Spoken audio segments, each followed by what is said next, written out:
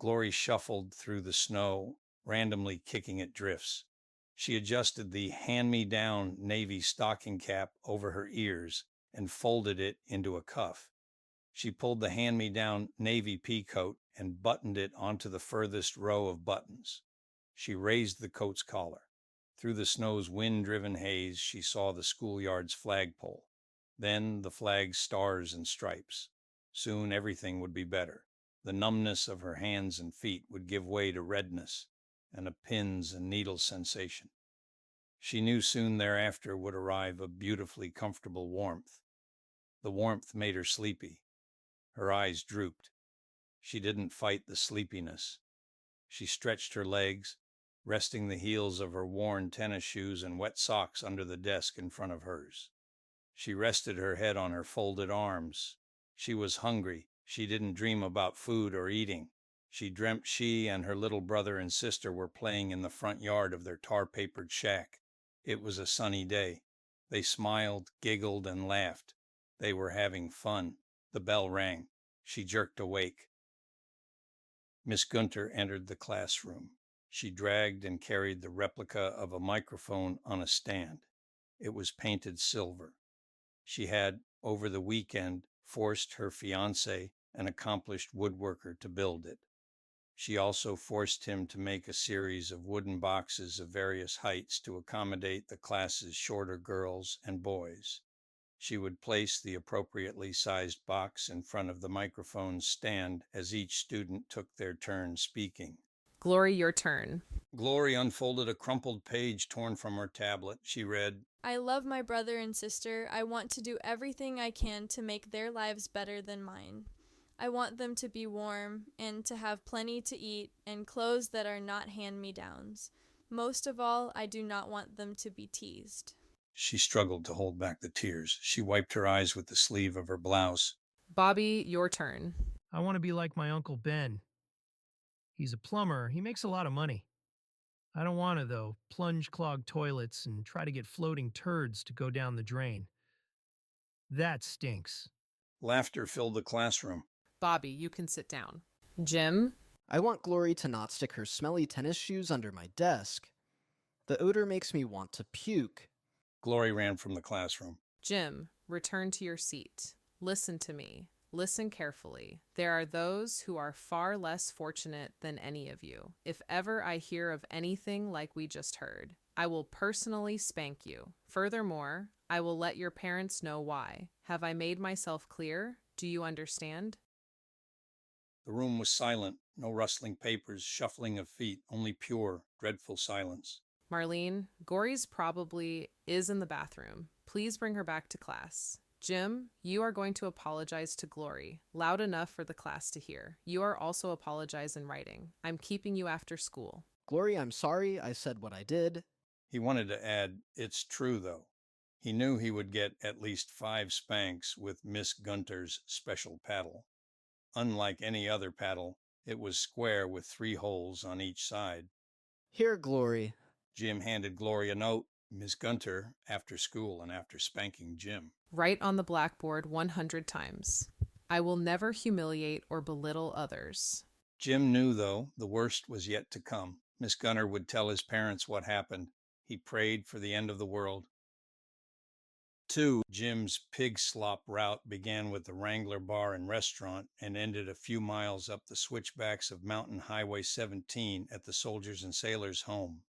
Sometimes after loading the garbage from the Soldiers and Sailors' home onto the truck and securing the tailgate, he'd slap the hood's ornament, "Come on, Betsy, let's you and me head for home."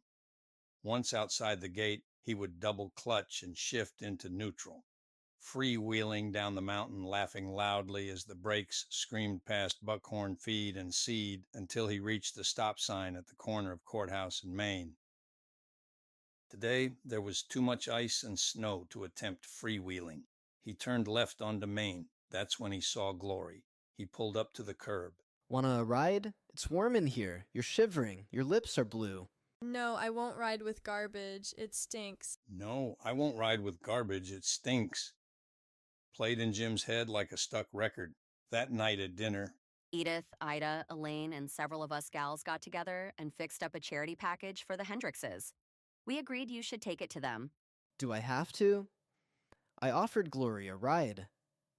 According to the radio, it was 20 degrees below zero.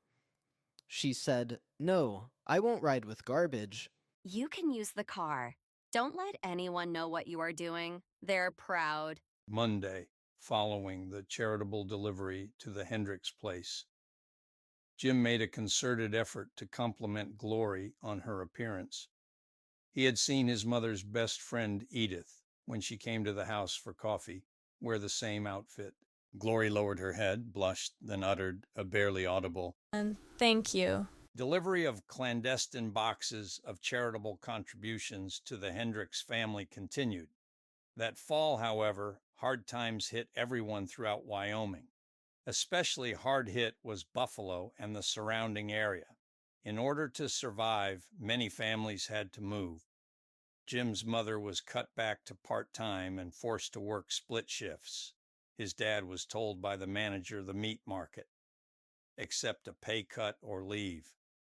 Many nights their meal was a bowl of rice with milk, sugar, and cinnamon. Hunting season was a blessing. Out-of-state hunters would drop off their kill, mule deer, elk, or pronghorn antelope. Jim, after school and after finishing the pig slop route, would skin the wild game. The out-of-state hunters, most of them, cared whether or not their kill would be a suitable trophy. They left Jim the hides, which he scraped, salted, and rolled. Whenever he visited Blaine, they would kill as many jackrabbits as possible. Jim, for the bounty. Blaine didn't give a damn about the bounty. He cared about the hunt and kill.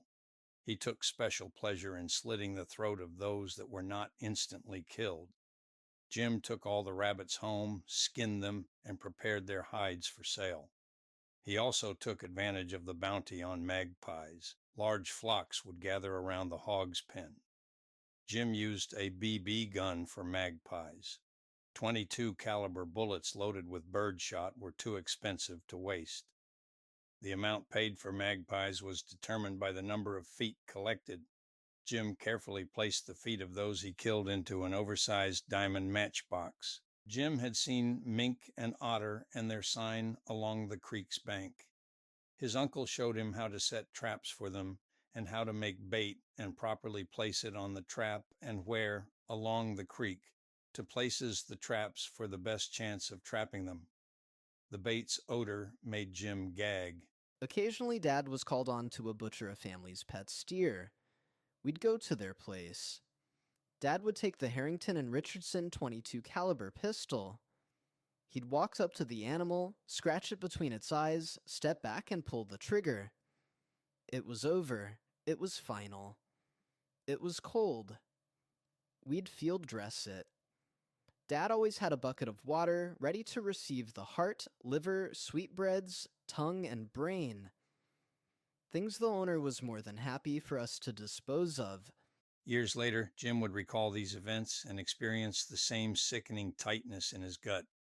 He was called to the president of the college's office and told to wait in the boardroom. We're going to let Judy go. We're doing this based on the recommendation of the department chairman. We will renew your contract, but we're bringing in new leadership. My graduates are consistently among the top in the country. They are recruited by the nation's most prestigious medical centers. I have been published, I have been invited to, and have presented my work at national and international conferences. I have been involved in and acknowledged for my contributions to cutting-edge research. I was nominated for Professor of the Year. Why is this happening? Why? I don't want to hear a litany of your accomplishments. Accept our decision or resign. Have a good day. The president and his vice president smiled closed-lipped smiles. They stood and exited.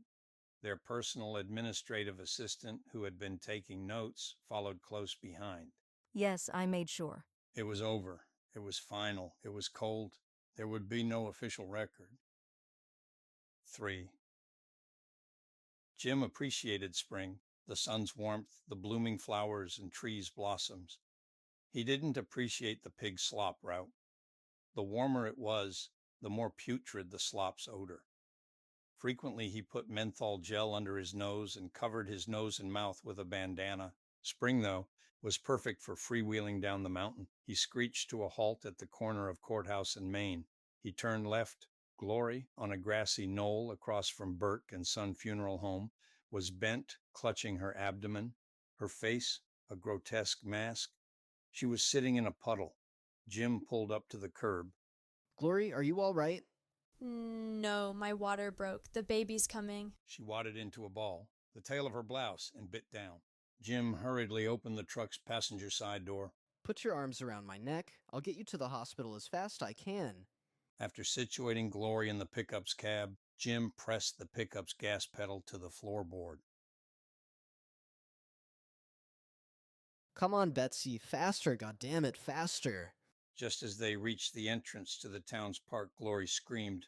I can't stop. The baby's coming. Jim pulled off the paved road onto the gravel, one beside the path leading to the swinging bridge. He retrieved from behind the passenger side seat a first aid kit, several burlap bags, a blanket, 20-milliliter syringes, and leftover baby bottles from Millie and Molly. He spread the blanket and had Glory lay down. He removed her wet underwear. Glory pant like a dog. I can see the baby's head and a shoulder. I'm going to have to straighten it. I've done it with animals. I did it. Your next cramp, take in a deep breath and push really hard. As hard as you can. Once more, Glory, just like that. The tough part is over. It's a boy. Jim used his fingers and a 20-milliliter syringe to suction and clear fluid from the nose, mouth, and oropharynx of the neonate. The newborn cried. Next, from the pickup's first aid kit, he took a roll of gauze. He tied one piece few inches above the newborn's umbilical cord, another about an inch above the first. He cut the umbilical cord between the two. I'll help you into the truck. Unbutton your blouse and put your son next to your skin. And wrap yourselves up. He needs the warmth. I've turned the heater on as high as it will go. Oh my God, the cramps are back. Afterbirth, trying to get out, we're almost there. Jim pulled into the emergency entrance of the hospital. A nurse met them. I'll get Dr. John. After taking the newborn and placing it into an incubator, and after examining Glory and settling her into a hospital bed, Dr. John sought Jim, who was in the visitors' lounge. How did you know what to do? The baby's going to be fine. He's kicking, screaming, raising all kinds of hell. Wants to be fed. I've delivered calves, sheep, and pigs. It was natural. Doc sat down in the chair across from Jim. You told the nurse you were the father. You lied. Why? Don't know. Guess I feel sorry for her. She's a good person. She got pregnant and was expelled from school. Ever since I've known her, she's had it tough. She told me what happened. She told me everything. Medical ethics prevent me from revealing what I learn. Her story sickened me. She named the baby William James. I want you to know I contacted an associate in Billings who's willing to take her and the baby into their home. Doc John stood. Jim, you're different. You should be proud of yourself. Would you like to see Glory and James? Yes, sir. Thank you for listening to this work of short fiction by W. Byrtus.